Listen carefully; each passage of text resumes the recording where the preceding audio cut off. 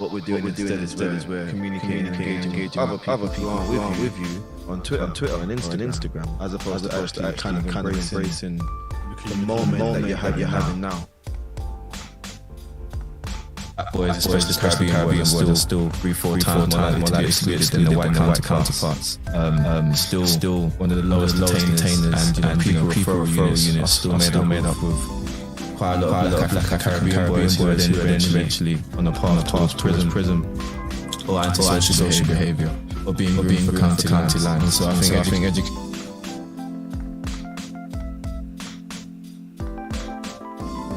Sow your seed. What does that mean? Sowing your seed is really just thinking about how you can invest in yourself and invest in other people. So what are some examples of how you could...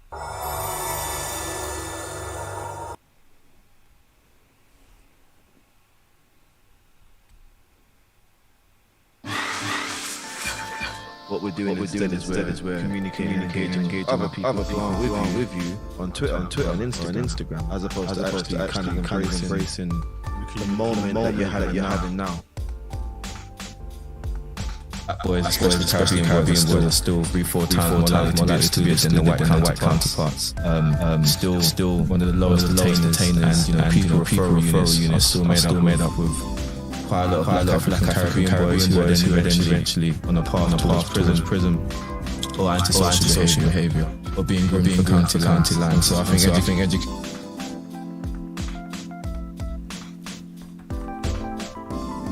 Sow your seed. What does that mean?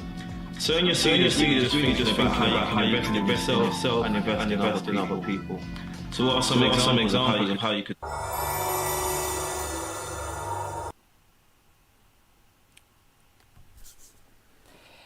How are you? Good day, good evening, good morning, good afternoon, no matter where everybody else in the world today. Welcome to Standing in My Truth. And I got Manny in the house. Hey. I have to say that's a great advert, by the way. You've done really, really well.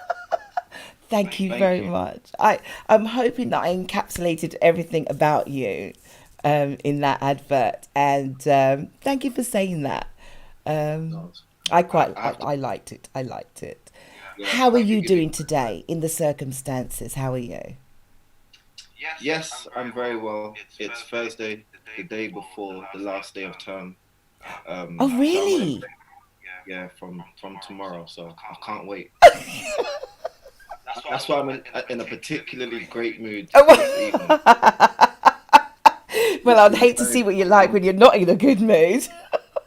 I won't even try it. Well, listen, folks, I've advertised, I've put it always out there. Before I even start the show, I always say to everybody, positive affirmations. So that's the first thing I'm going to do out there before we say anything to anyone. But for anyone that don't know, I have Emmanuel Awoyelu, put my teeth back in, Awoyelu in the house. And for those who don't know, and I've been advertising for a few weeks, and, you know, he's a school teacher, but I am going to go to let Manny, who I'm now going to call him, tell you who he is. Manny, welcome to Standing in My Truth, the All About You show. Today it's all about you. So to everyone out there, what time is it? 7:30? Forget EastEnders, forget all the other soaps. Grab yourself a coffee, a tea, a drink, kick back, and let's talk about the school system, because I know that there's a lot of parents out there that is going to be able to relate to you today. Manny, thank you. Welcome. Please introduce yourself to Cyber World. So, thank you. You've already given me such a great introduction already. I'm going to add to that. So, I'm a primary school teacher. First and foremost, I'm a husband and a father. But yeah, I'm a primary school teacher.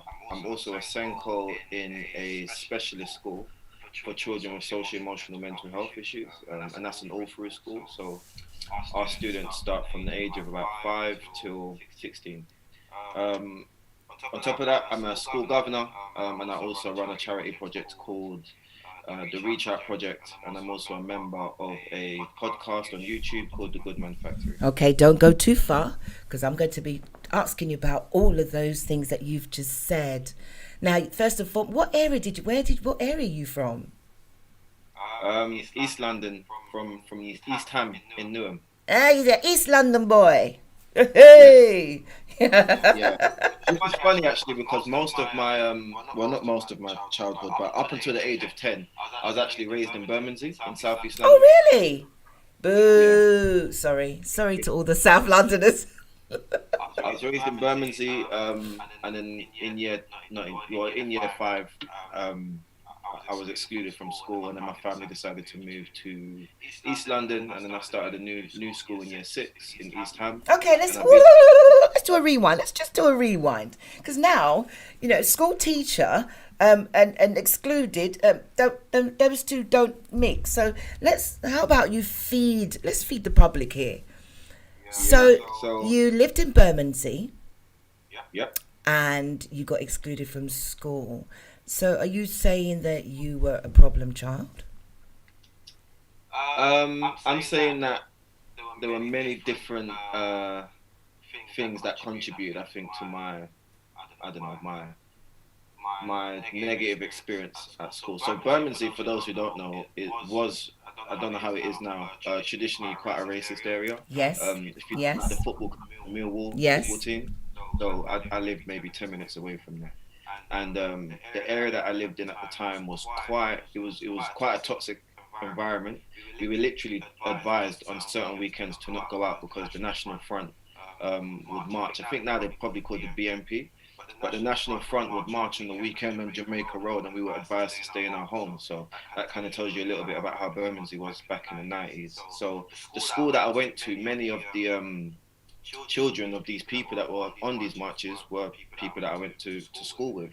And anyway, long story relatively short, I struggled through that schooling experience. I was maybe one of, I don't know, a rough number, 15 maybe black students within the school.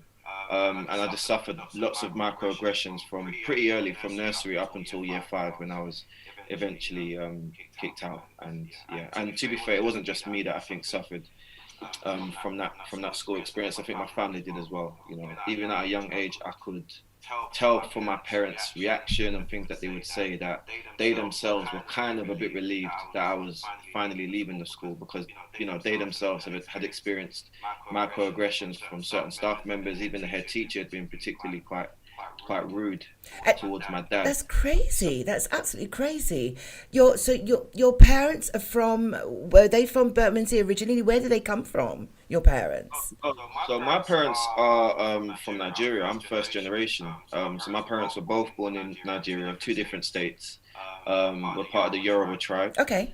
And they moved here in the 80s, and I'm the first of their 3 children, so I'm the eldest. Oh, okay. So you got brothers, all brothers or sisters? Younger brother and a younger sister. Oh God, right, okay. Yeah, younger brother and a younger sister, and and they didn't go to the same primary school as me, partly because of the experience that I was having. So my parents, they had them somewhere else until I finally left. So, but I think that played a part in it. My parents being my parents not really understanding how the education system worked, I think, played a massive part in how things went on. I don't think they necessarily knew the right questions to ask. They wasn't really too sure what was right, what was wrong. Yeah. But if they did see something that was wrong, they would challenge it, and they were often kind of met with resistance. And so they kind of struggled in trying to engage with the school anyway. Right. So that was quite a negative experience for all of us. But to answer your question, I wasn't a goody two shoes by any means. I was, cheeky, humorous, probably talked a lot in lessons. But I wasn't a particularly bad child. I wasn't, violent towards. You were a child. You were a child, basically. Yeah. Some hit me, I hit them back. That's just how it went in school. Yeah. But I don't think I was, particularly bad or a little demon or devil. But I was made to feel like that by the time I left primary school. So. Because by the time you left primary school, I guess you were labelled. Is that correct? It's like, because teachers tend to do that, right? and it sticks with you. It doesn't matter what you do. Just that word, and which I always say, which I'm going to come to a lot of things that you do say, and I think it's very powerful. Words are very powerful. People tend to forget that. Certain words are triggers. People tend to forget that. So, you know, it's how you say it that leaves that lasting effect. So here you are, you've moved on from that primary school, and you've moved down to East London. You've come to East London. But was it any better? How was the schooling then? Because I mean, I want to go right, you know, straight into to bring you where you are today. So you've come into East London. What was school like then? Was your parents able to cope better? Yeah, school life was better for me. So when I got kicked out from that school in Bermondsey, I was in year 5, and it was towards the end of year 5. So I actually spent the maybe last 2 or 3 months of that year at home, and then we moved to East London in that summer, and I was enrolled into a school in East Ham, and I'll say the school's name because it was a great school called Vicarage Primary School in East Ham. And so I only was able to spend 1 year there, which was I can't really call it a regret. I didn't really have much choice in that, but you know, if I could have spent longer there, I think I would have had a lot more pleasant memories of primary. So my last year of primary school in that school was amazing. I made lifelong friends. I'm 30 now. There's friends that I met when I was 10, 11, and I'm still friends with them now. Literally just spoke to some of them in a group chat. Yeah, just the teachers were nice. The environment was nice. I don't know if it has anything to do with the fact that the previous school was a Roman Catholic school, or if it was just the fact that it was a school in the center of a very racist area in a very racist neighborhood. I don't know, combination of different things, but either way, it was a lot better for me. And funny enough, when I was in my old primary school, so my first name's actually Oluwaseun. Oh yes. But when it was on the register in my old school, they believed it was a mistake, and because they had made me feel so uncomfortable about how my name would be pronounced or said, when they made the mistake a number of times and said, "Oh, Sean, it must be Sean," they changed the U to an A. I just said, "Cool, that's fine." I ran with that. So my actual first name never really got acknowledged in my first primary school. So I used to get called Sean. So anyone that meets me now that knew me when I was, 7, 8, 9, they'd come up to me and say, Sean. And so when I started my new primary school, I think just to kind of get rid of that negative experience that I had there, I said, I'd like to be called Emmanuel, and that's my middle name. And so, ever since then, I've always gone by the name Emmanuel or Manny. Still proud of my first name. I was going to say, that's horrible though. Do you know what I mean? Having to change. Everyone has pet names, but it wasn't even a pet name. It was like your name was actually just taken away from you. Yeah, I just had a new identity. Funny story about that. I was walking in, I was with my partner, maybe in my early 20s, and we were walking in Stratford, and a girl started walking up to me, and she was saying, Sean. And I didn't recognize the girl. And my partner's looking at me like, why is there another girl calling you Sean? Like, what kind of alias have you been giving other girls? She's like, Sean. I was like, huh? And she's like, it's Sade. And then I realized it was one of my very, very good family friends from when I was in primary school. And they obviously knew me as Sean. Right. And she'd, 10, 12, 13 years later in Stratford. So that was quite a funny story because many people wouldn't know that that's my name. Yeah. I tell you what, I really do identify with you, and it's only because I used to be called, people wouldn't call me Maxfield, it was Maxwell House Coffee, and so because of the Max, right, and so it was like rather than call me Maxfield, it was Maxwell House Coffee, and people and I kept thinking, my name's Maxfield, why do you keep calling me Maxwell or Max? And my name's Valerie actually. But I never got called Valerie. It was like Max or Maxfield. Even now, people still do it. Yeah. Do you know? So I totally understand what you mean. Probably a bit different to you, but there you go. Yeah, but your name is your identity. It really is. Part of your identity. Yeah, and it did have a slight effect. I was thinking, are you just doing that on purpose? Are you, is that, it could be a form of bullying because you do know what my name is, but, even the teacher did that as well. So it was just, it wasn't nice. So I get that. Yeah. Okay, so you've come out of the primary school, but from where I read, it's, you studied, but you still did not know where you are. You didn't know what you wanted to do.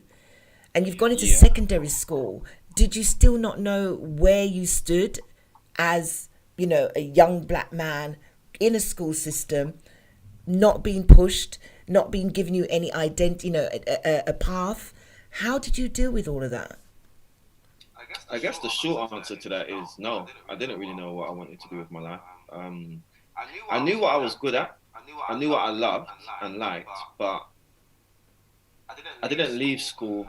I didn't leave secondary school having like a clear understanding of where I was going to go, or what I was going to do, even in terms of just like A levels, let alone university or my career. So I, like any other 10, 11, 12-year-old, I loved football, obsessed with football. So if you'd asked me at the age of 11, 12, I would have said to you, I want to be a footballer. I thought so. I thought you'd say that. Exactly. Very quickly in school, I realised that I was good, but not at the standard that, I might be playing for the district teams or whatever. So I played at a very good level in school, but even I could understand that, wanting to be a footballer might not necessarily be realistic. But I still love football nonetheless. But one of the passions that I discovered for myself in maybe like year 9, year 10 was writing and drama. Okay. So they were two I was particularly good at, and I was fortunate that I had a teacher called Miss Spong. I recently wrote an article on Guardian actually where I was giving her a bit of a shout out, and I'm coming to that. Don't give out too much information. I won't. But yeah, so she basically cultivated my skills and really kind of lit a flame up my backside and just had me, doing things I didn't think I would be doing, writing stories, creating poetry. And these were things I was genuinely proud of, things that, I was proud to take home.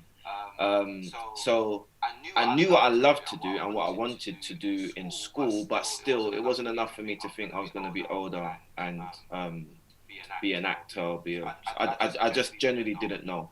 And obviously I didn't leave school with the qualifications to do many things. I left with only 4 A to C GCSEs as a result of my second exclusion. Right, so you've got excluded the second time, but even within that exclusion, you were still able to go to university though, weren't you? Yeah, so university is a funny one. So basically, I got excluded in, I think towards the end of year 10 with my best friend at the time. He passed away a number of years after. And sorry to hear that. No, it's fine. So so we got excluded, and what happened was, after a period of time doing that exclusion, it was like a fixed term exclusion. The decision was kind of like reversed in that they brought us back to school, but we was now doing internal exclusion. So we weren't going to many of our GCSE subjects. So we were kind of just put in isolation where they were then, we had maybe a teaching assistant or a mentor teaching us these subjects. And if our work was coursework, then we would just be given our coursework and then kind of given notes and a bit of help to kind of sort out our coursework to at least get some GCSEs. So as a result, I left with only 4 A to C GCSE. So when I got to college, I couldn't do A levels because I didn't have my maths GCSE. I only had English and I only had science. And science I only got from the skin of my teeth, by the skin of my teeth, because my science teacher, although I wasn't in his lessons, he pretty much kind of gave us the answers. I'm sure it's many years after now. I don't think you can get in trouble for this, but he gave us the answers because it was coursework. We weren't setting exams for that. So he gave us the work to allow us to qualify at least to get our 2C. Yeah. Because for that, I would have left with maybe only I would have left with only 2 C's in English. Right. So I couldn't do my A levels. Because I didn't have 5 A to C GCSEs in English, maths, and science. So I spent a year in college doing. I think I did a BTEC media course. Right. I did a critical Thank God for BTEC, right? Yeah, I did a BTEC media course, critical skills course, and I was doing my maths GCSE in that year. So it was kind of almost like a filler period of time for me to get what I need to get to then do my A levels in the second year of that college. Right. what that meant was that when I was going into my second year of college, all of my friends, sorry, when I was going into my first year of A levels, all of my peers that I'd left school with were in their second year of A levels. Yeah. So they would be They're far behind. So I ahead. was They've gone ahead of you. behind, basically, yeah. So my cohort were, the brand new cohort that had just started their A levels, and I was joining them after spending a year already doing my maths. But I don't really have any regrets in that, because I think everything happens for a reason. My best friend now, funny enough, I met in that cohort. He was my best man at my wedding. He's my daughter's godfather. So despite the negatives around certain situations, I always kind of look at the silver lining in that. And so what that also meant was that when I finally finished my A levels, again scraped through, because going into my second year of college, but my first year of A level, my best friend who I had been excluded with in year 10 tragically passed away in a car accident. Oh, Um, God. Manny. he passed away with two other friends, and there was five of them in the car at the time. Three of them passed away, two of them survived, and the two that survived were actually brothers. So we all went to the same school, we lived on the same road, So it was a massive. It's a life changer. Yeah, changed my life Oh, my completely. God. And so that was the summer going into my first year of A levels, and the first 5 months of that period of time for A levels just went out the window. I wasn't attending. I was going through depression. I broke up with my girlfriend at the time, just because having that kind of toxic male kind of mentality. I just thought she couldn't help me, so I just kind of like dumped her. Something I massively regret, just because of the way I dealt with that situation. But I just couldn't handle it. I couldn't deal with it, and you didn't so reach out that- to anyone, did you? Did you reach out? You didn't reach out to anyone, did you? No, I didn't reach out to anyone, but I was fortunate enough that because it was still quite close after when I had left secondary school, many of my friends from secondary school, we were still all in contact, as in we lived in the same neighborhood. We were always seeing each other anyway. So it brought us closer together. Right. So in that period of time, we were pretty much together almost every day for a good number of weeks. In some ways, it was a little bit, what's the word? It wasn't the best thing in some ways, because we were in each other's depression and anxiety and toxicness. We were doing that with each other for like days on end, and we'd meet every night, and we were meeting at the spot in which they passed away. So although there was comfort in us being together, It was still bringing you down. It was still taking you down. positivity, we weren't really kind of like being positive outlets towards each other. I think we were just glad that we had each other in the physical space, if that makes sense. So yeah, anyway, that basically contributed to my not so great first year of A levels. I had some teachers that were fortunate enough they understood what had gone on. I think someone broke it down to my dad. My dad wasn't actually aware until I think January or February, when we had our parents' evening. He wasn't aware that I was even skipping college or not going. They told him, they was like, as it stands now, he's on course to fail this year ridiculously. Like, he's not engaged in A levels. In his A levels, he's not participating. So it was actually there at the parents' evening. How was your father taking all of this, though? How was your family dealing with all of that? What was that like? Because, come on. Yeah, that was a touchy subject, because in terms of having people to reach out to and go to, it wasn't my family, unfortunately. I had a particular moment where I did reach out to someone in my family. I say reach out. They approached me when they could see that I wasn't really like getting better. I was really in a bad place, and this was a number of weeks after it had happened. And when I shared that, I just can't cope. Like, I feel like I'm stuck. I was having nightmares where I was seeing my best friend in my dreams constantly, like almost every night. And I remember kind of sharing that briefly, and the response I got was kind of like, people die. How are you still dealing with this now? Like, you gotta move on. Oh, God. Okay. So it wasn't the best response that I got, and that kind of led to a lot of my issues, I think, with opening up, particularly around traumatic experiences that I had. And I kind of brought that into my relationship. So, you know, there was a lot of work that had to be done with myself to kind of just like, let me work on myself here if I need to get better. Yeah. Exactly. Yeah, and my wife, you know, who was my girlfriend at the time when we met, I think I was about 21, 22. She was really good in kind of like getting me to understand that communication is key. But I didn't have that kind of level of support when I was going through it. So when my dad was aware that, you know, this was impacting my results, I think he realized that, oh, this is really, really a big deal. And again, I think that's another issue within the Black community, in that I don't think we necessarily take mental health seriously. I think we are now, but in certain subcultures of the Black community, mental health I just don't think exists. But it just goes to show that where they've come from and in their time they've had to deal with things, and they probably feel like they are champions for being able to deal with it in that way, but they don't realize how much trauma The knock-on they are effect. kind of, Yeah. and how they pass on cycles of Absolutely. poor parenting or poor support, you Yeah. know, for family members. Yeah.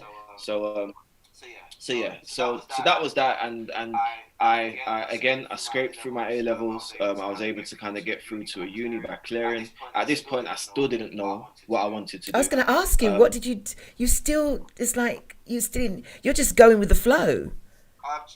Yeah, if you ever met a coaster in your life, that was me. I was the best one, number one coaster. I just coasted through school and then coasted through A levels. However, actually, it's a little bit of a lie. By the time I finished my A levels, I had actually gone in full effect with my rapping career. So I was making music. And was you? That actually started in secondary school because of my English teacher, who gave me that space to start writing creatively. That turned into poetry, which turned into spoken word, which turned into rap. And so I had a decent following. I had mixtapes out, and you know, like I had, you know, comparisons to the likes of Mos Def, which I was proud You about. actually look a bit like him, to be fair. There you go. So I got that all the time, and I got a bit of Snoop when I was younger.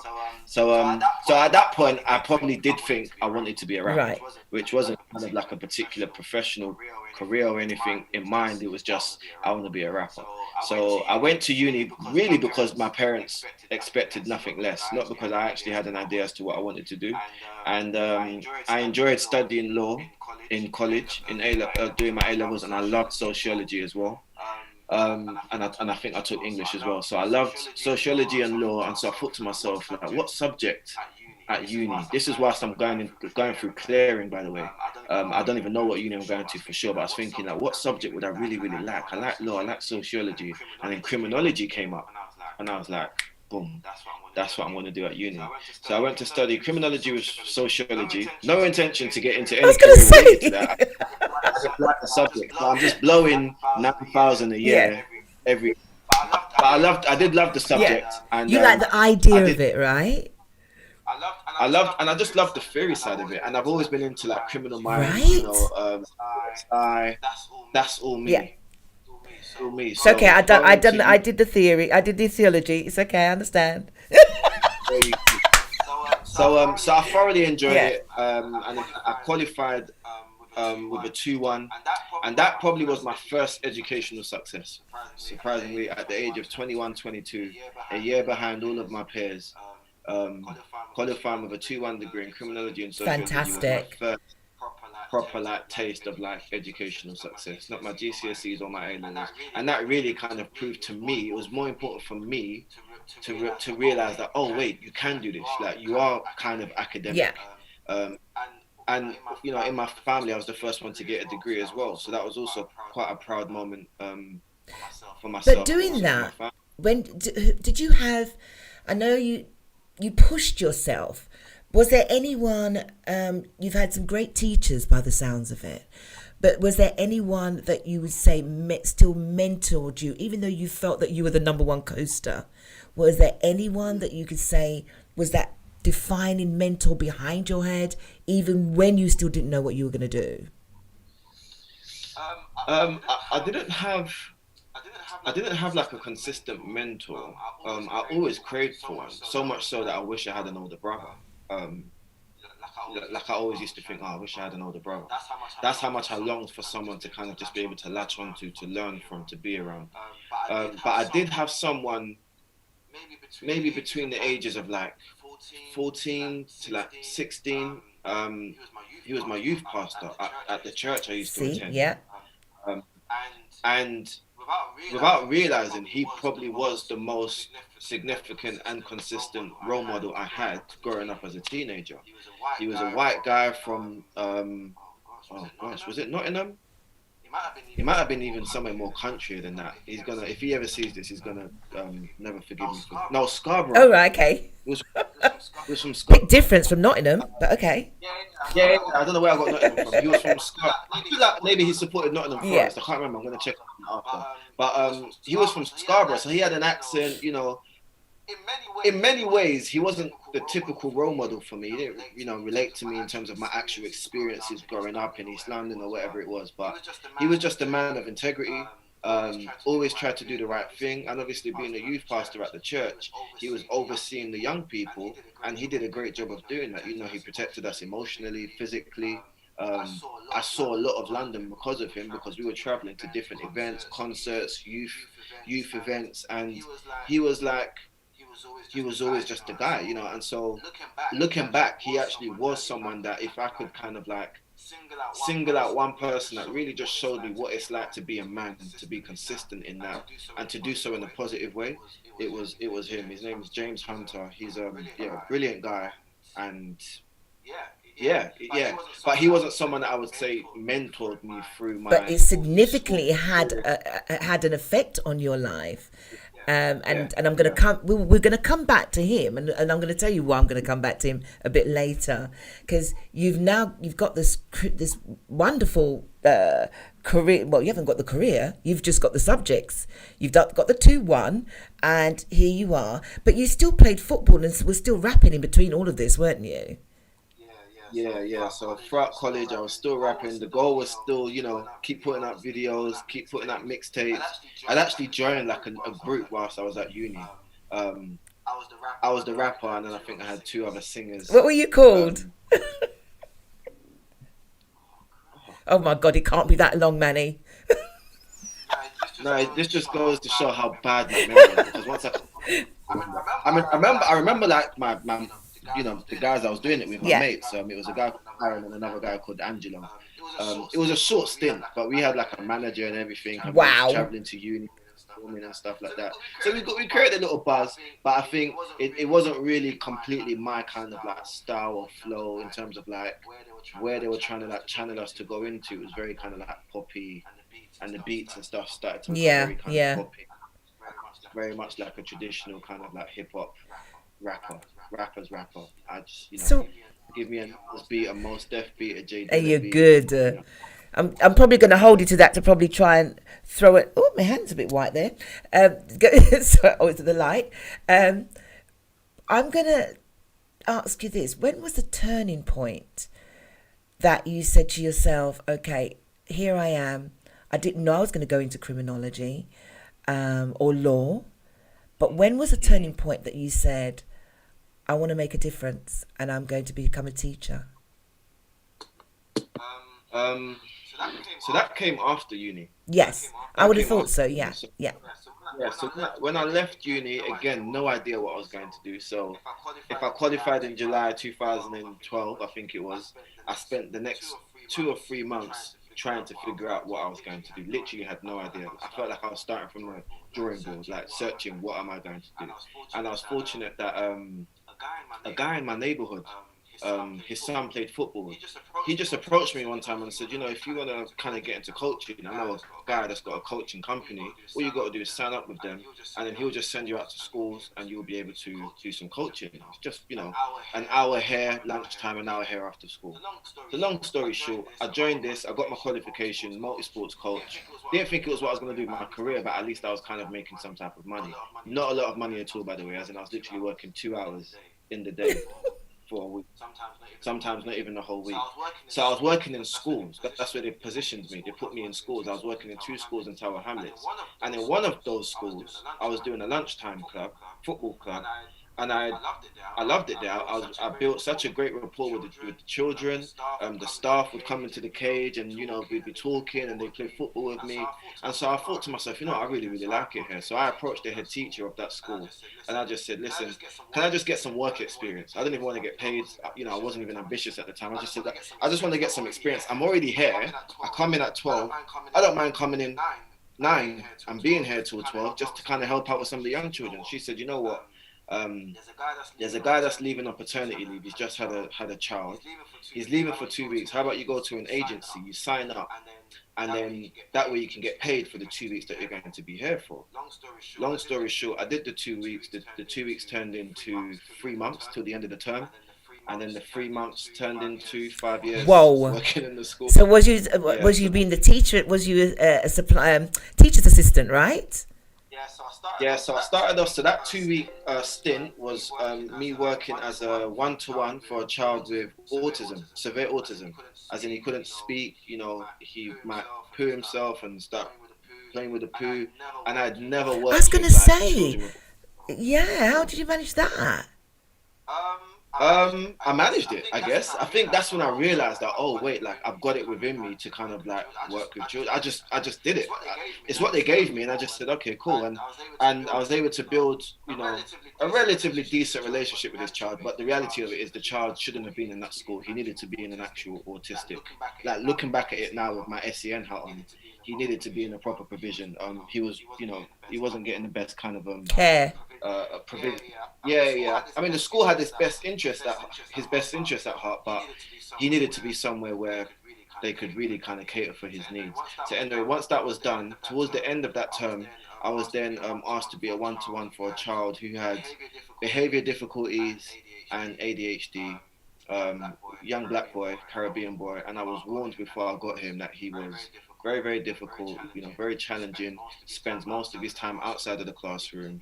He was in year 5 at the time, blah, blah, blah. The report or the profile that was given me of him was kind of like, okay, let's see, this is going to be a roller coaster. And I met this young man, beautiful kid, like a heart of gold, loved football, so we kind of hit it off immediately. And, really just keeping that story real short, he left school with the stats that they didn't think he would make in both English, Maths and Science. We spent 2 years together, so I did year 5 with him and then year 6 with him. At the time, I was also now the football coach. I was the main lead football coach for the whole school, so I was taking them on football tournaments, and we were winning in the borough. And so it was within that time, I guess somewhere probably maybe after the first year, I realized, education is for me. And so slowly what was happening was the place that I went. So when I started there, I initially started there thinking to myself, the money I'm about to make now, this is going to source my wonderful rap career. Sorry, I don't mean to laugh. That was it's funny now. That's my plan. I went in there thinking, I like this part-time job. This is just paying for studio time. I need to make it as a and then what slowly started to happen was, because of my relationship with the young people, the impact I was having, I was then taking on certain roles, like for example covering classes. So I was doing things that were way beyond what I expected of myself. I then started to realize that, not only is education for me, in the back of my mind, the whole music thing just slowly started to kind of, I wasn't even thinking about it. I just wasn't doing music. I was now fully kind of into education. So it was only until that young boy left, and then because I was doing a lot of covering of lessons and teaching and whatever, and people had seen me teach, I think I was approached by the head teacher at the time, a lovely lady who I've got a lot of respect for. She kind of said to me, Manny, you can be a teacher. I said, absolutely not. She said, no, Manny, like, think about it seriously. You could be a teacher. And at the time, I used to think, these guys are stressed. Like, are they even getting paid well enough to be under this stress? I don't mind doing my football club, having my relationship with these kids, and going home. But as you can imagine, as a TA at the time, I was living at home, so I was all right. But you're not making particularly great money. Again, I wasn't massively ambitious because I didn't know what I wanted to do with myself. So all I was thinking was, nah, I'm all right. They might be on 10, 15K more than me, but they're looking haggard. I don't want that for myself.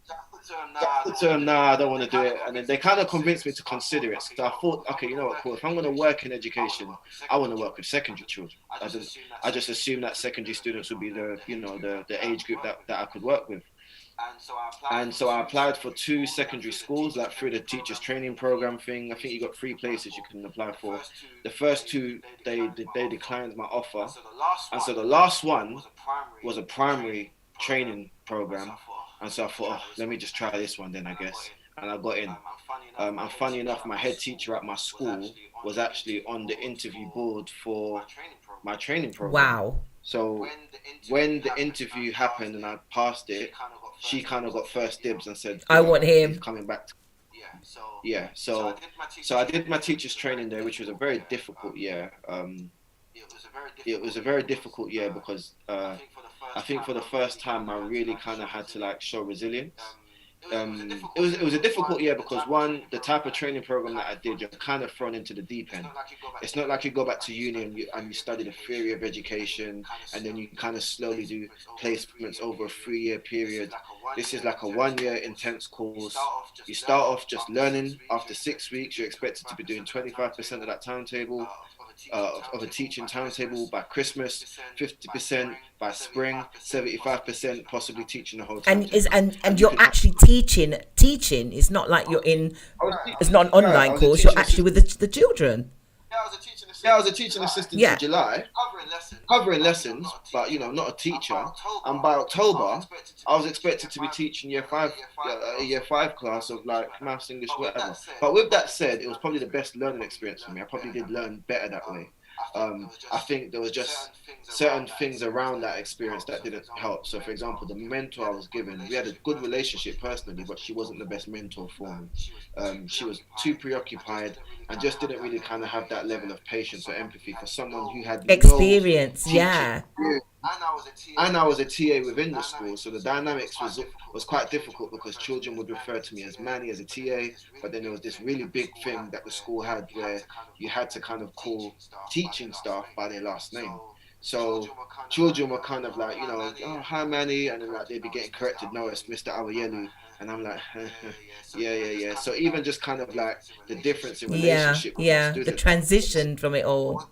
Was the same, and I struggled with that. So by January, which is like halfway through that training year, I said to the uni facilitator, I'm done.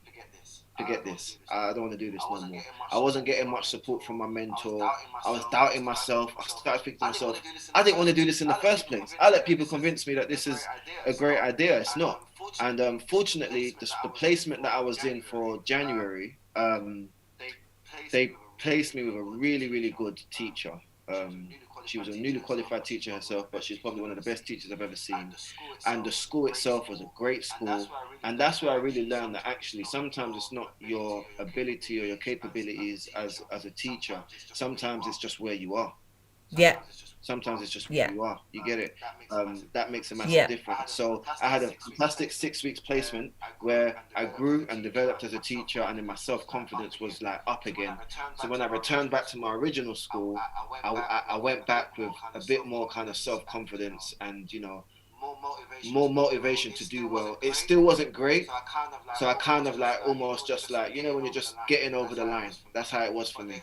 But the experience was so bad that even when I qualified as a teacher, I was like, no way in hell am I going back to do my newly qualified teachers year. I said, no way. I was in my head thinking, so what other things can I do as a teacher with this teacher's qualification? I looked into educational psychology. I looked into, all sorts. And so what I did instead of rushing into my my newly qualified teachers year, I just said to the school, thank you for the offer, but no, I'm going to decline. Can I just do a year as a cover teacher? I know it's not going to be the same money as being a qualified teacher. I'm fine with that. I just need to find myself. And so I did that. I did the first maybe 9 months in the school as a cover teacher. And then very quickly, I started feeling very unfulfilled. I started feeling like actually I am better than what I was doing. I was doing kind of just like very low level stuff. Because you were telling yourself that. You've actually done. You were telling yourself that, wasn't you? yeah, I convinced myself I wasn't good enough to be a teacher, so I was kind of almost like taking a step back to do the stuff I was doing as a TA, you know, football clubs, all that kind of stuff. But very quickly I realized you can do more than this. But what I didn't want to do is rush into a school where if it was a bad experience and I know myself, I would have left the industry I would have left that industry completely if I had bad experience. So I basically started to research the type of things that I would want to get into, like the type of schools I'd want to get into. And one member of staff said, you know, Manny, we were sitting in the staff room. She said, Manny, the way you are with those kids, great. I'm just thinking you were so good with Jess. You were so good with this child. You know, those kind of kids need you. And she was planting a seed in my head because it was her saying that made me think it's true. These disadvantaged or vulnerable children or children that have been written off, they're the ones that I've had the most success with. Yeah. And they're the ones I'm most passionate about. So then I started looking for every single PRU, alternative provision that I could find in London, and I emailed all of them. And only one school got back to me, and the head teacher of the primary department, she emailed me back and just said, "Oh, thank you for getting in touch. We'd love for you to come and visit." So I went to visit the school. My school at the time gave me permission. I travelled to the school, and I walked through the doors, and the first thing I saw, I was like, interesting. The secondary school head teacher was actually, he was restraining a child because the child had maybe something had happened. You will learn that that's quite normal in the type of school that he was restraining a child, and the child's trying to spit back at him, and he's yelling, "He's a paedophile! He's a paedophile! Don't come here!" And I was like, interesting. Like nothing felt too abnormal. I wasn't put off. I was just like, okay. And then I carried on walking through the corridor. And by the end of the day, after spending like some time in the classroom, I was like, I love it here. This is the kind of place I would want to work. So I emailed the head teacher. I said, you know what, thank you for having me today. It was a great experience. And she said, you know what, we loved having you there. The teachers are talking about you. If I was to offer you a job here, you know, kind of informally, would you take it? And I said, informally, I would love to take it. So we kind of like fleshed out some stuff between my school and her school, and you know, the head teachers agreed to let me leave a little bit early that year. So I left in June. And so I spent 6 weeks kind of just having like a transition period where I was getting to know the school, the systems, so that I could prepare myself to do my newly qualified teachers year from September. And then the kind of the rest is history. I started in September 2016 as a newly qualified teacher. I completed that year, my first year as a newly qualified teacher in a special school, which is very unusual to even want to do that. I was going to say. But I knew what I wanted to do, man. When you know what you want to do and why you want to do it, to everyone else on the outside, it might seem crazy, but I knew that that's where my skills and my qualities were.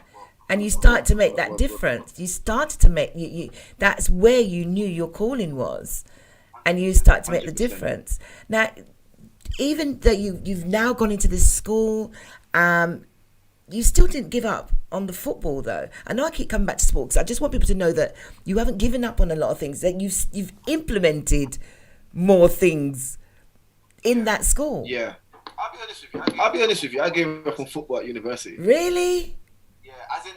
As in when I say I gave up on football, as in I gave up on playing to a very kind of competitive That's right. level. Like I played That's right. That's correct. But maybe after the first or second year, I think just distractions and, you know, uni life and stuff. It was just more like a leisure hobby thing as opposed to trying to play for a team at a competitive level like I always wanted to do. And so, but you've gone one better. You've decided to start an academy. So the academy started in 2014, which was a number of years, maybe 2 years after I left school. So I started that with one of my close friends, one of my school friends, who I went to primary school with, secondary school with, college with, and then in 2014 we set up a very successful football academy actually in Angel. And that ran for 4 years and came to its natural end. And so that's what I loved about that, because although I couldn't play football, as you know, many people that can't then play football professionally, they tend to go into coaching. Right. And so I'll still kind of channel my love for football and also for young people in setting up this football academy. And yeah, there were four great years of my life. And whilst I was doing that, I was whilst I was doing that, funny enough, I think I might have actually been doing my teacher's training, qualified as a teacher, and then 2 years of my first year at my new school now. Those 4 years, I was actually running a football academy simultaneously at the same time. So yeah, never give up on football. But from a professional point of view, yeah, that was that. I was actually more hopeful of becoming a musician, an artist, than I was being a footballer. Even an actor, I would have preferred to. This is what I was about to say to you, because you still, all right, even though you're a teacher, these are the strings to your bow that still linger over you. You have an acting ability, and you've also still got your writing ability as a spoken word. And so they still sit there. It's not like you don't do them, because you also run a podcast. Yes. And I'm hoping I've got one of this is how I found you, because I'm going to come to the Reach Out project, and I saw you put this up. Let's see if I can bring it up, because I thought, wait a minute. Sow your seed. What does that mean?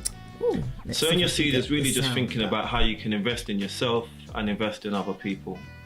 So what are some examples of how you could sow your seed? Well, here we go. People, I think, is probably one of the most important ones. Can you invest in other people? Do you invest in other people? For instance, if you're a parent, how do you invest in your child's future?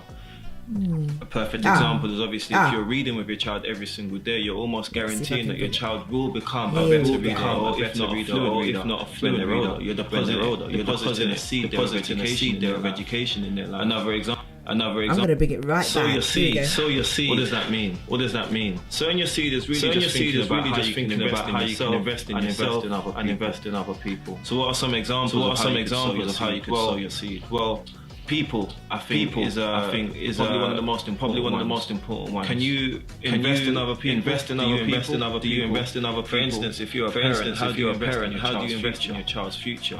A perfect example is obviously if you're reading with your child, you're almost guaranteeing that your child will become a better reader, or if not a fluent reader. You're depositing a seed there of education in their life. Another example is if you're an employer, an owner of a business, are you sending your employees on training programs? Are you thinking about how you can train them up? Because it would be for the benefit of your company as well as for that. So when you invest in other people, that essentially is one of the best investments that you can make. Another example of an investment is time. How do you spend your time? How are you investing time into your own hobbies, into perfecting something that you're particularly good at. Using time is very important because time is that once you give it out, you can't necessarily get it. So how do you use your time? And the last one is money. That's the obvious one. How are you spending your money? How are you investing in yourself and investing in your future? Sometimes when you think about money, it's not necessarily about how you can make, about how you can sow a seed into someone's life just for the sake of future or better experience. I give you a perfect example. When you see a homeless person on the street, you give them £20.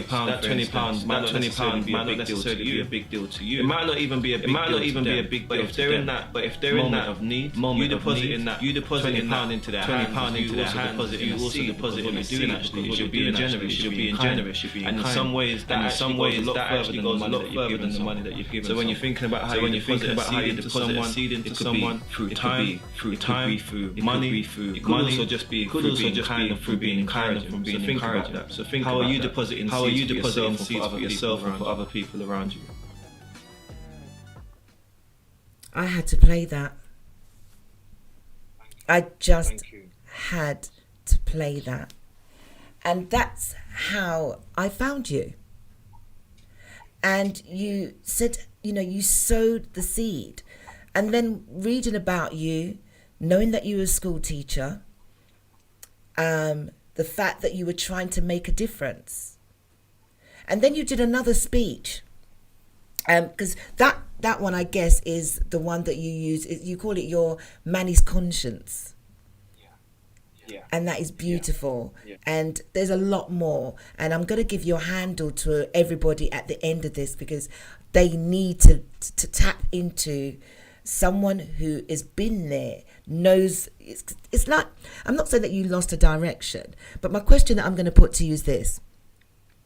The education in schools these days, which is going to bring me to the Reach Out project again, do you think there's enough help from the teachers to the students, especially young black? I try not to use colour because I think it's everywhere. But you've highlighted this. There's not many teachers out there that's going to put the time in like yourself. Do you think there's enough of them out there? And do you think they need assistance? It's a difficult question to answer because the real answer is that I don't know what kind of time people have to give to all of these children. I don't know what happens in every single school across the country. What I do know is what the statistics show me and what I know from my own personal experience. And the statistics show me and have told me for many, many years now, because it's something I've looked at for a while, that young black African Caribbean boys in particular, are being excluded year after year, and they are most likely to be excluded 4, 5, 6 times more likely than their white counterparts.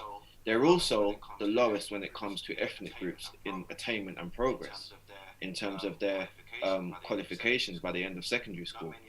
Not many of them are leaving with the necessary qualifications to then go on to do the A-levels, which then means a reduction in the amount of black African Caribbean children that are then going off to higher education, etc., etc.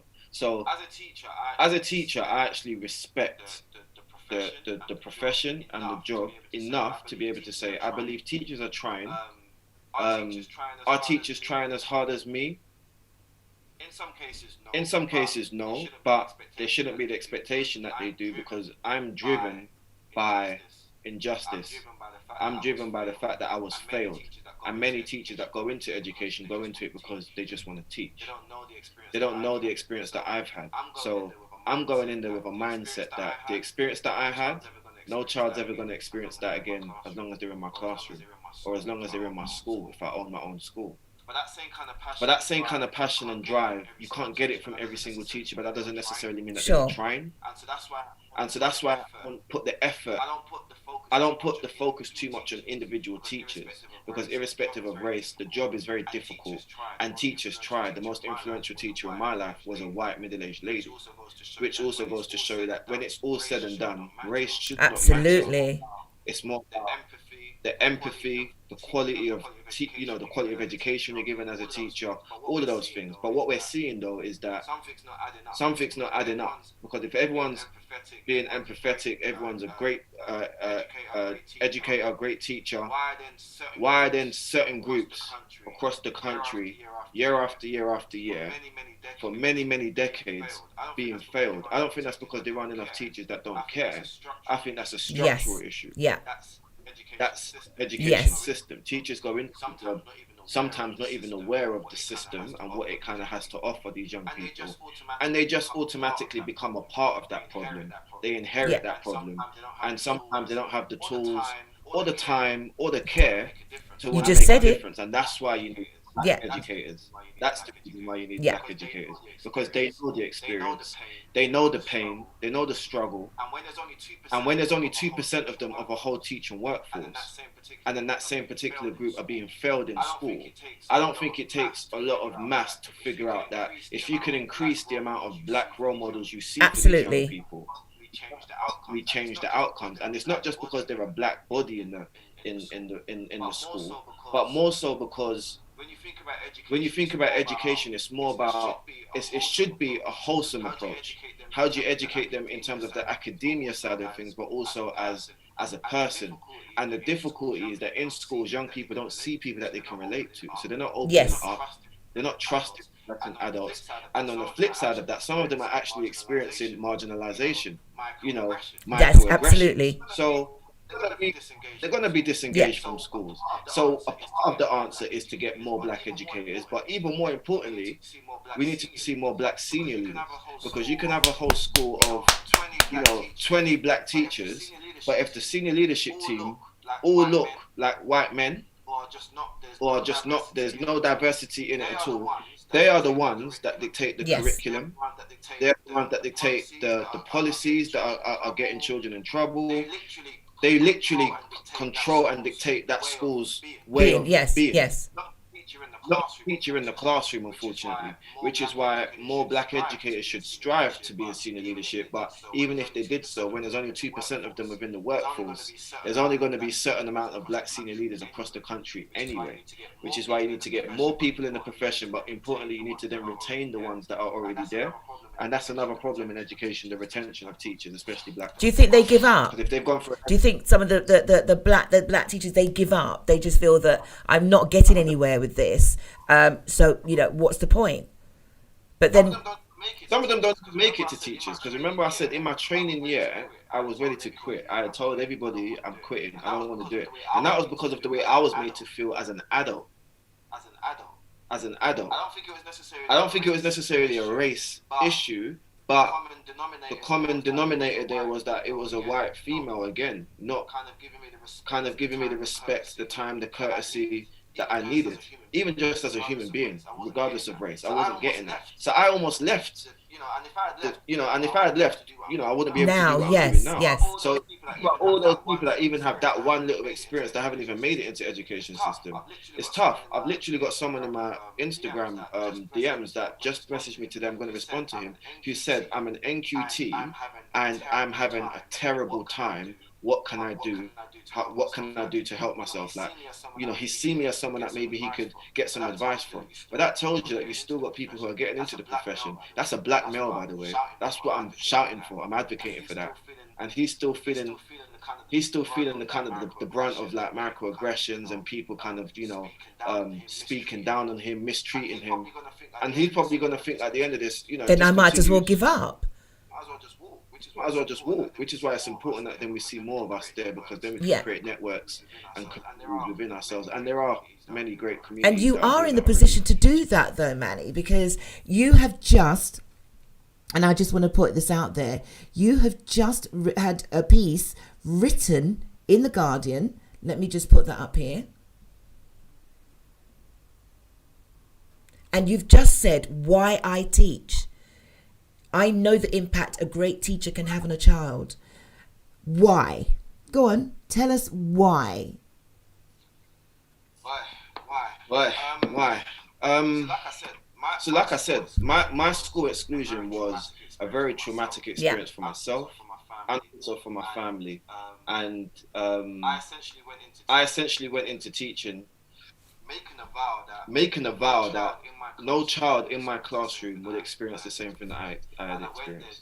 And I went there driven by the idea that young people needed to have what I never had as a child, which was a black male role model, a black male primary school teacher, an advocate, someone that they can relate to, but someone that's going to champion them, someone that's going to fight for them. And you'd be surprised how much you have to fight for our black children in these school systems, even when people aren't aware of what they're doing and how these actions are detrimental. Good people make questionable decisions that impact people's lives, and that's why it's such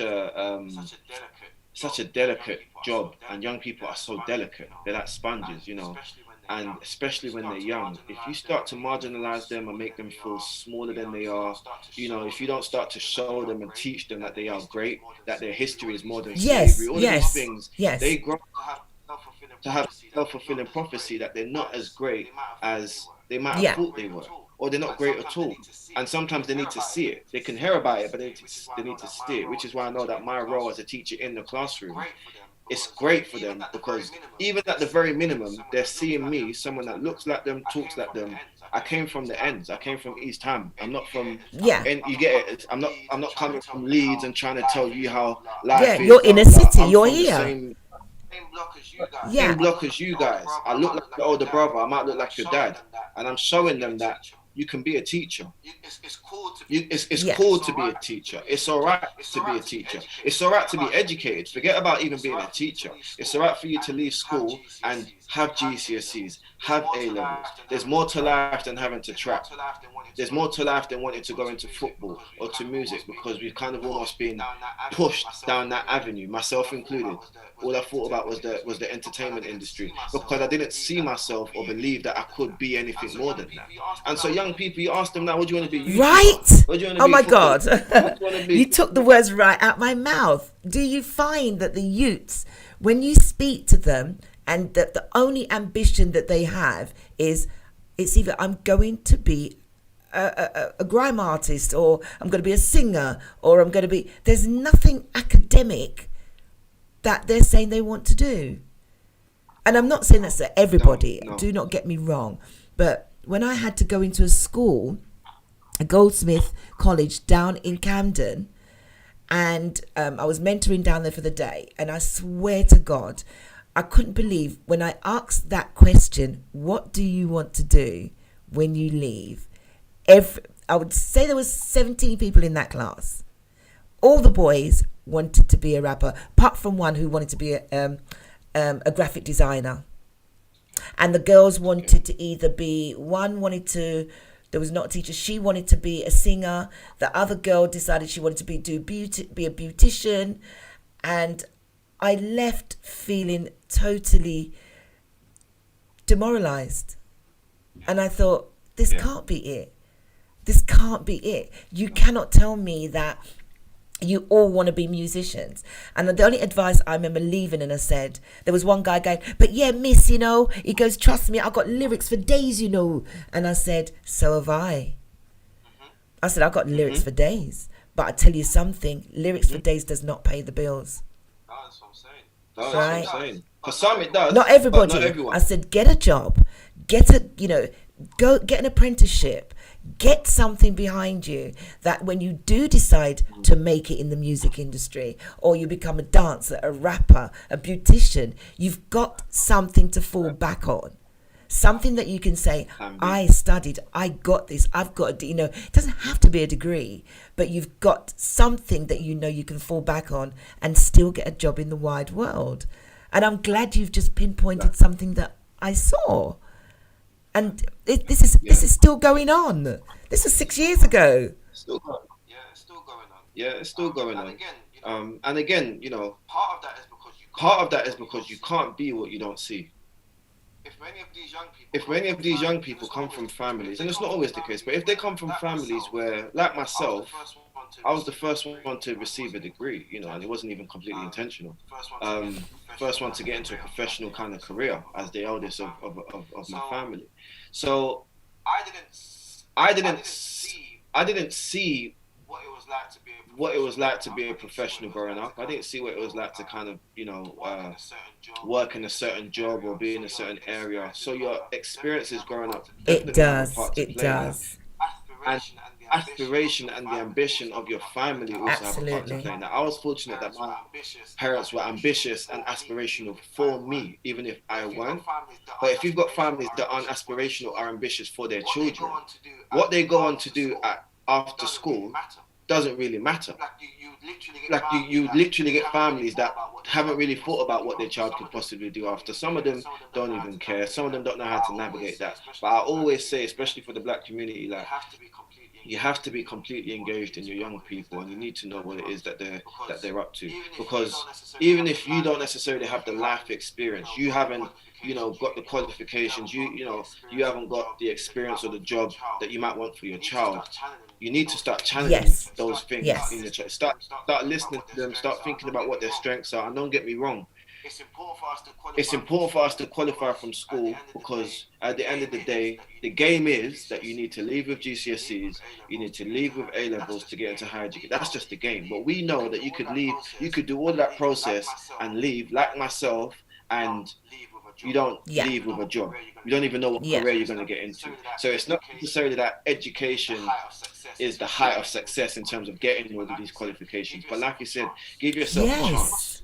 Once you've got the GCSEs, if you want to go on to be a plumber or be an electrician, or you want to go on to then set up your own business or whatever, go and do that. But then where the school's part in that is, how does the school channel those interests, those love, so that desire for those subjects? How do they cultivate those skills? how do they kind of push them towards this direction? They don't. But I thought they did. It's the reality. Isn't it that in the schools these days that they're supposed to be having like not pastoral care? It's where they send the children out to have work experience. I remember that's what we used to have. Are you saying that all that is null and void now, where it's just education? You do your GCSEs and you're out the door. It can't. That's ridiculous, because there has to be someone that tells you that this is what the wide world looks like. So you need to. There's got to be someone. There has to be a way that we can train the teachers and say. Yeah, I mean, there's been a push recently. There's been a push from the Department of Education for careers to be focused within. It's needed. But all of these things, you have to remember, a lot of them are tick box activities, because when it's all said and done, the leaders of these schools still kind of dictate whether it happens or not, or how well it happens. So you can say we're focusing on careers within our school throughout the whole school, but no one's holding you accountable. So you might, like, there could be year 11s that are still leaving and being put on level 3 entry programs, or multi-skills courses, because really no one's really putting the time or effort from when they were maybe year 7, from maybe when they were in year 7 or year 8, to basically say, these are your options, by the way. These are all the different careers you can get into. Even more importantly, these are all the Black and Asian people that are in these professions. So you can actually realize that role models. People that look like you are holding up spaces in these fields. This is what you need to do to get there, and we're going to help you. We're going to cultivate your skills. We're going to help you with your qualifications. We're going to give you the interview experience. We're going to let you travel to those universities to see for yourself what it's like to be at uni. We're going to travel to colleges. None of that. And when I was in school, we at least had. That's what I mean. Even yes. if it was 2 weeks work experience. I learned maybe not a lot about that particular profession, but I knew what it meant to wake up early, to go to work, to come back home tired and be, this is what all these adults are doing.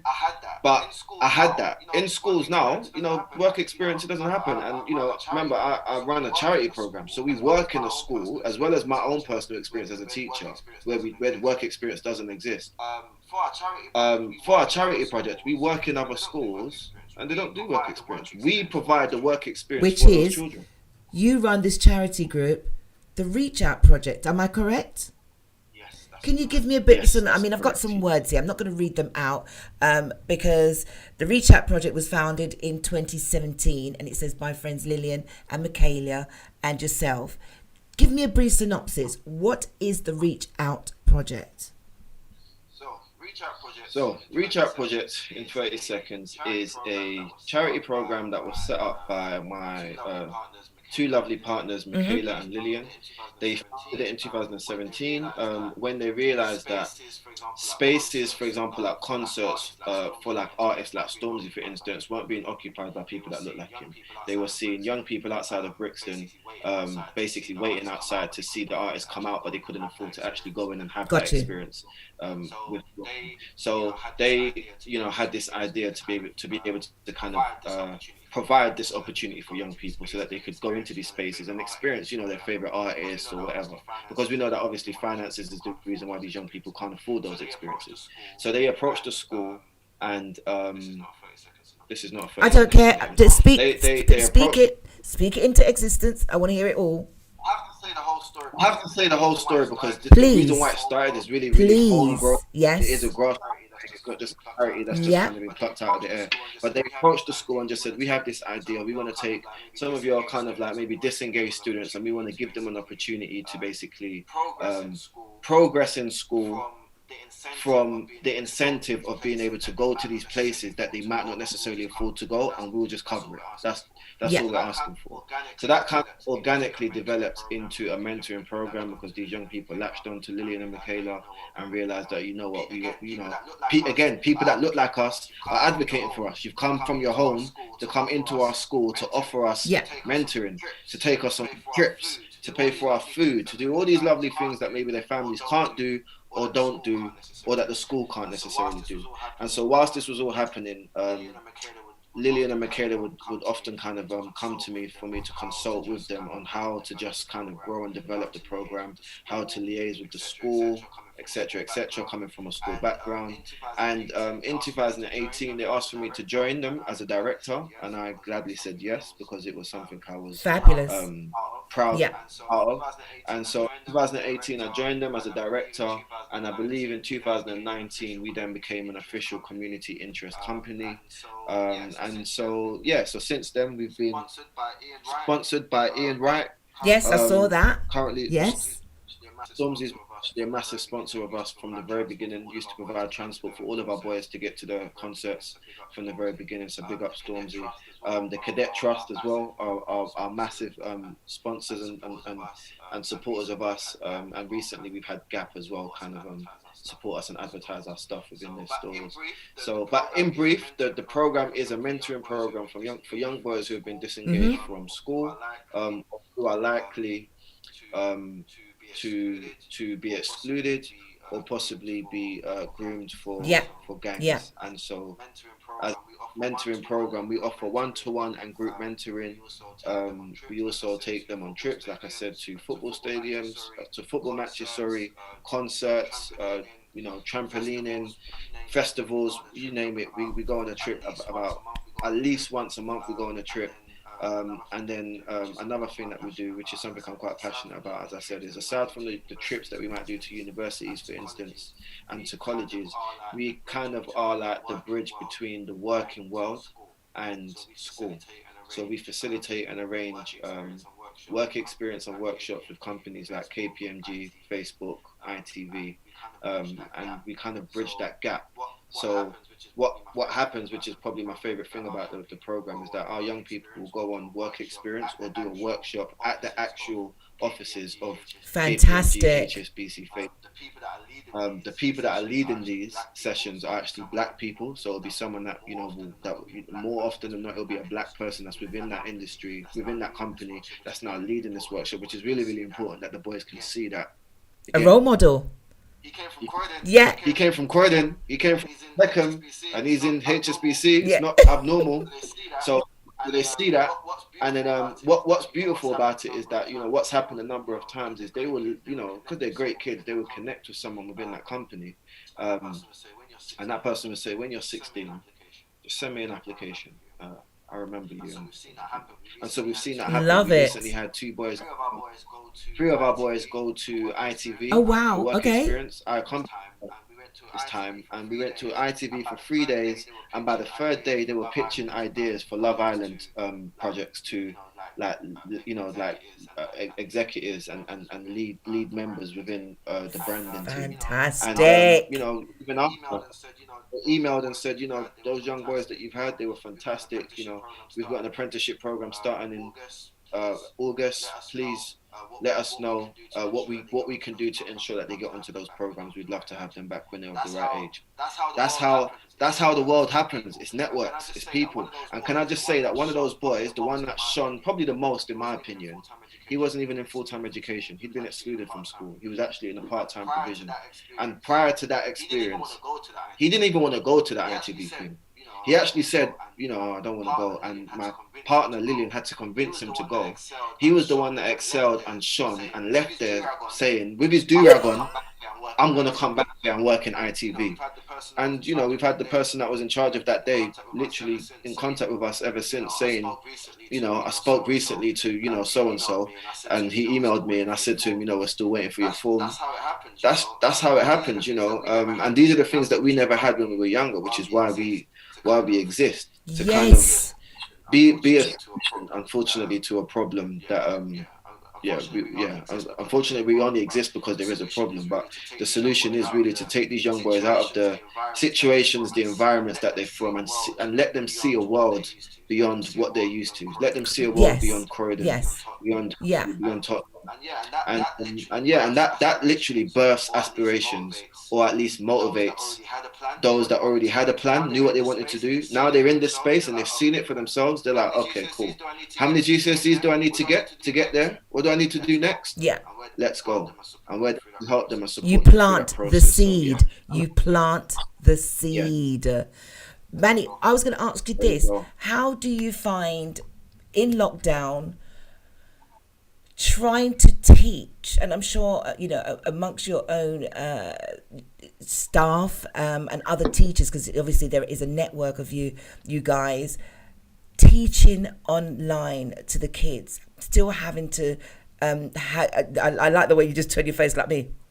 Like, that must be difficult because you still got to try to engage those children. And, we're listening to the news where people are saying they don't have laptops, they don't have, mobile phones. Is education come to that everything is literally technology? That the basics have gone out the window?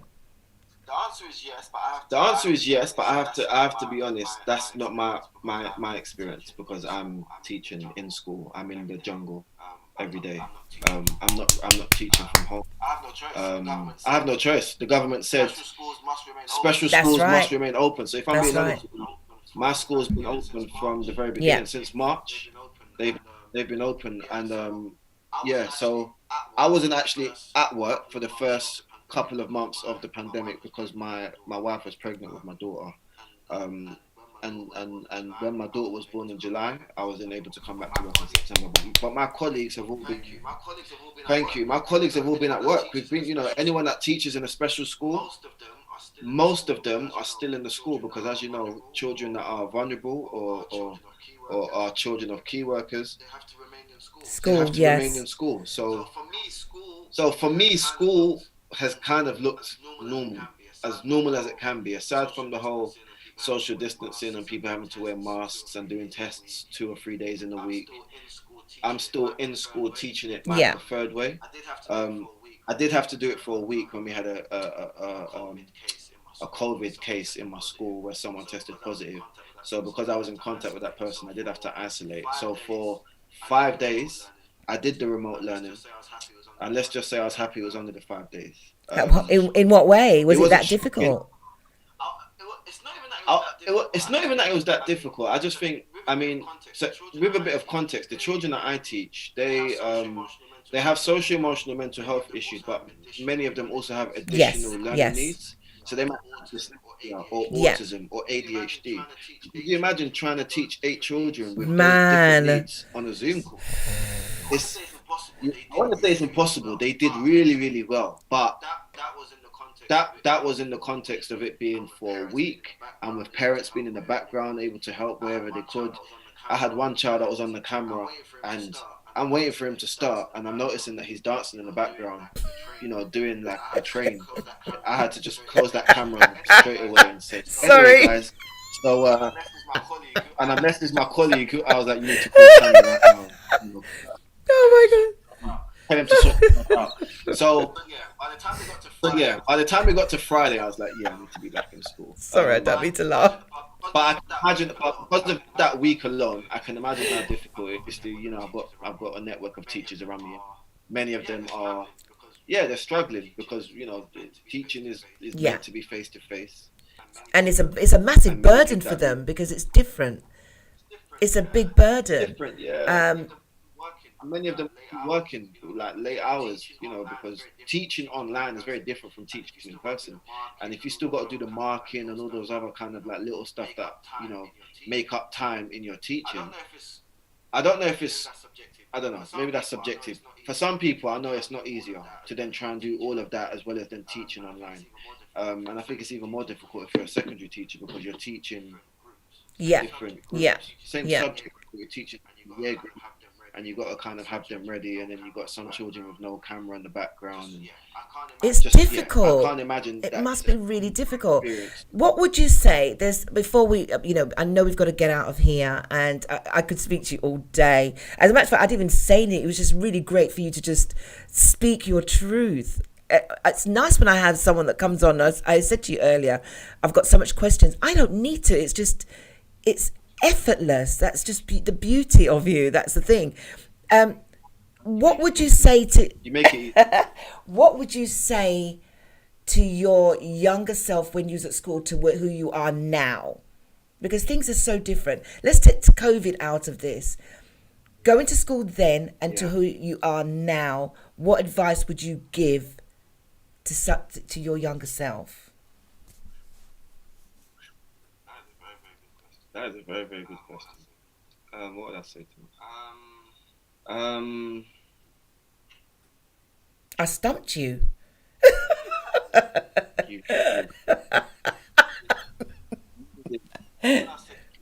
What would I say to my troublesome, inquisitive self? Look at it like, I mean, okay, you know that I'd like to think, well, I know this will go out there. I want the youth to see this, that you do not give up. You know. I think it's going to have to be along the lines. It's going to be very cliche, but it's going to have to be something of whatever they said you couldn't do. Hey, love that. Whatever they said you couldn't do. Nothing could stop you. I mean, I didn't qualify with the necessary grades to do any profession, any serious profession. I didn't leave with 5 GCSEs. I didn't really pass all my A levels.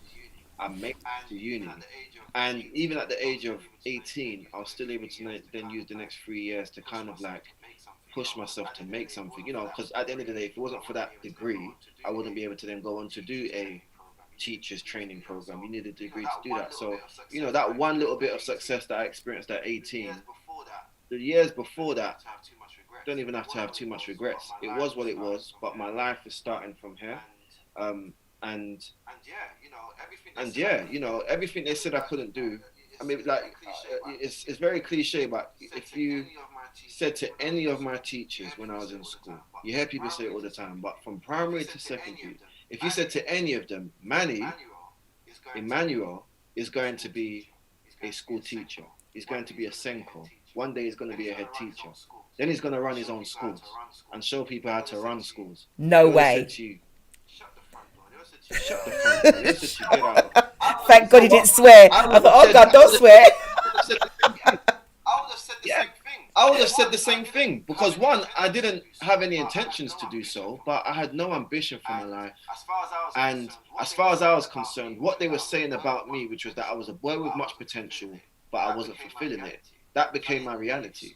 So I didn't leave school thinking, yeah, you know what, whatever it is I want to do, I'm going to do this and do that. No, I was fortunate that I coasted enough to a place where I was able to just cross the line, just get to uni and then leave with a degree that then set me up for whatever it is I'm going to do now. For me, I believe in God. So I just feel like every one of my experiences set me up for what I am today, because I wouldn't have the passion or the desire to do what I do. I wouldn't have the desire to be the best teacher that I can be, the best Senko that I can be, to be a great head teacher one day, if it wasn't for the fact that someone wrote me off once. And sometimes it's negative experiences that basically push people to there you, that's it. That you just said it. Failures are sometimes the birthing story of your next bit of success. So that's probably what I would say to myself. Whatever they said you can't do, you can do it, and treat every failure as a part of your testimony, because that's what happened. My failures became my testimony. It became, it's the reason why I'm doing what I'm doing today now. If I did well in school, who knows what I'd be doing now, because I don't think I would have chosen to be a teacher by choice. I still didn't choose to be a teacher, but I was going to say that's your journey. That's your journey. Yeah. And that's no regrets whatsoever. I wouldn't go and change anything. I don't. So I think I'm good. What I'm gonna leave. I was gonna ask you, well, what pearl of wisdom would you give to the youths out there? But you've just said it. You've literally just said to them that I don't know if I can coin it. Whatever you believe of yourself today is not exactly going to be your future. Yeah. Particularly if it's something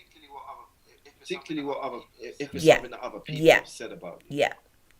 Take what someone says about you and run with it and prove them wrong. Use it as a challenge. 100%. Use it as a challenge. Before I go, it's been a wonderful conversation, and as I said before, thank you so much for sharing your time. And as you can't wait for the last day tomorrow to have that little break from the school. Can you anyone you want to give a shout out to, and also if anybody wants to get in touch with you regarding the Reach Out project, how do they get hold of you?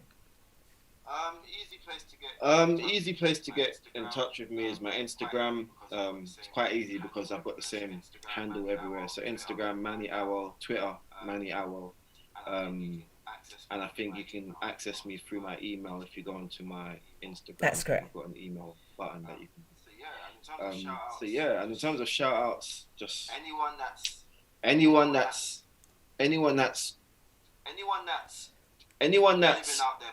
living out their purpose. Because when I watch other people be great in what they're supposed to do, it inspires me, and that's irrespective of whatever industry they're in. So if someone running a business but they're doing the best at that, you know, that inspires me. So I think the people around me that are doing great stuff, like I said, Goodman Factory, one of my closest friends, he set that up. I meant to ask you about them. They've got the Goodman Factory. Can you just give a little brief synopsis about them before we go? So Goodman Factory is a beard grooming company. So they kind of specialize in grooming products for men. My good friend has set that up. Two of them have set that up actually. It's a growing community, and we also have a podcast. So Goodman Factory on YouTube, which is a growing community at the moment. We great we podcast on many different issues. Fantastic. Family, education, investments, whatever it is. So so go check them out. But I'm gonna plug the Goodman Factory because they are doing some. I'm just gonna play this. I know we had it earlier, but just a little bit of this. Instead is where what we're doing instead is where other communicating and engaging with other people on Twitter with you, on Instagram, on Twitter, as opposed to actually kind of embracing the moment that you're having now, the moment that you're having. So that's why when I said it makes you anti-social, that's why when I said it makes you in that very moment, it's more like in that very moment, you're not being sociable, anti-social. But it's because somewhere else you're being. But it's because somewhere else you're being. You're hyper-social. I think that's an interesting thing. I think it's an interesting thing I've been thinking about in terms of how that changes. The Good Man Factory podcast. People, you need to check these guys out. They pearls of wisdom. I just love the pearls of wisdom. The fact that you're reaching and what I do like, even though you're saying it's about grooming the men's beard, it's reaching out to men who don't want to share, letting people know that you can share your emotions, your feelings, your thought process. You don't need to hold back on anything. It's a way of communicating and understanding yourself. Now, women have got so many podcasts because women share, and men tend to clam up. And what I do find with the Goodman Factory, and there's a few others that are coming up, is that men are actually saying, I'm going to kick that taboo to the curb. I am going to speak my truth.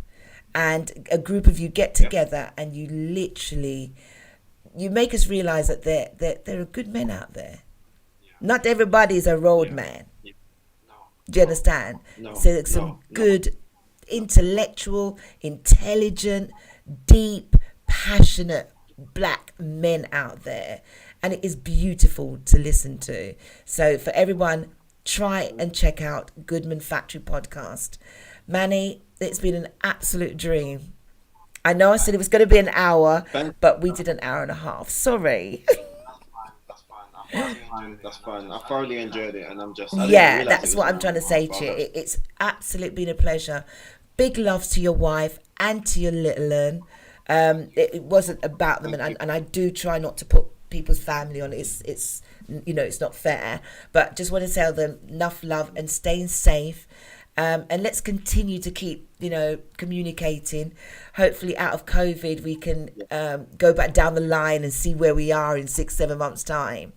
But in the meantime, thank you. God bless you to you and your family, and totally. And everybody else, please give up a big love to Emmanuel Awoyelu. No, thank you. You deserve all the praise. No, thank you. And I'll catch up with you on the flip side while I'll tell everybody good night. But God bless you, and I'll call you back and I'll speak to you shortly. Thank you again. God bless. No worries. Woohoo! Oh my God. Oh, I love that when the little camera just disintegrates just there. Guys, I hope you enjoyed that podcast show, because it's poignant of what's going on today in the world with, having to homeschool. And I know we were saying, the statistics about black people, but I have to speak about my own. It's what's going on. It is absolutely atrocious. And I want to say to the youths out there that, I'm hearing about suicide within our own community. I can't say my own community, within the black fraternity, but it's not just black, it's everybody. Everyone is suffering. So I hope today's show brought some light, show that it's not all doom and gloom out there. And join me again next week, Thursday. I've got a beautiful young lady coming on to deal with meditation, self-awareness. She's really cute too. Miss Corinne Sau is joining me next week. She has her own program on Sky TV, dealing with the Feel Good Factor TV. So Corinne is going to join us next week to talk about all the things that we need to do to feel good about ourselves. In the meantime, thank you for joining me today on Standing in My Truth. I am going to go and get my glasses on because these lights are about to kill me. Have a good evening. God bless.